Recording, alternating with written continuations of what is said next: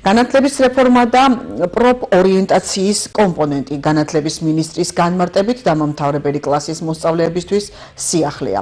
უწყების ინფორმაციით სკოლა ვერ სთავაზობს მოსწავლეს პროფესიული განათლების მხარდამჭერ მექანიზმებს.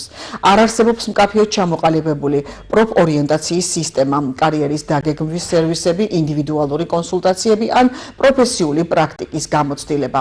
პრობლემის გადასაჭრელად კი კონკრეტული ღონისძიებები გატარდება. ახალი რეფორმის მიხედვით გაუმჯობესდება საგანმანათლებლო დაწესებულებების დაფინანსების არსებული მოდელიც.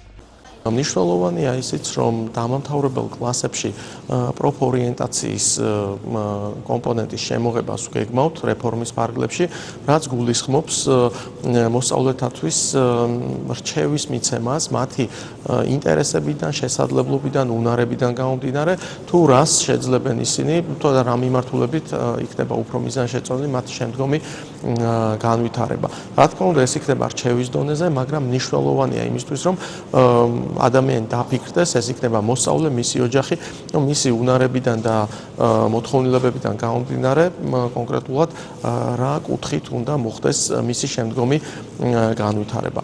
გვექნება, რა თქმა უნდა, აქცენტი პედაგოგების შემდგომ გადამზადებაზე, მაქსიმალურად ხელშეწყობა იქნება იმისა, რომ მათი კვალიფიკაცია სრულფასოვნად პასუხობდეს იმ საჭიროებებს, რაც რეფორმით არის გათვალისწინებული, ისევე როგორც ჩვენ დეკემბრის ბოლოს სასკოლო საზოგადოებასთან და განსაკუთრებით პედაგოგებთან აქტიური განხილვების შედეგად მთავრობის დადგენილებით დავამტკიცეთ მასწავლებელთა კარიერული წინსვლის ახალი სქემა, რომელიც სრულიად ახლებურ, ბევრად სამართლიან და რაც მთავარია შედეგზე ორიენტირებულ საშუალებებს იძლევა და შესაბამისად მისი დანერგვის პროცესი უკვე დაწყებულია და ამ რეფორმის უშუალო და შემადგენელი ნაწილია. ისევე როგორც ჩვენ გვექნება მსჯელობა იმაზე, თუ როგორ შეიძლება კიდევ უფრო გაუმჯობესოთ საჯარო სკოლების დაფინანსების მოდელი, რომელიც კიდევ უფრო მეტად უნდა პასუხობდეს იმ საჭიროებებს და იმ გამოწვევებს, რომლის წინაშეც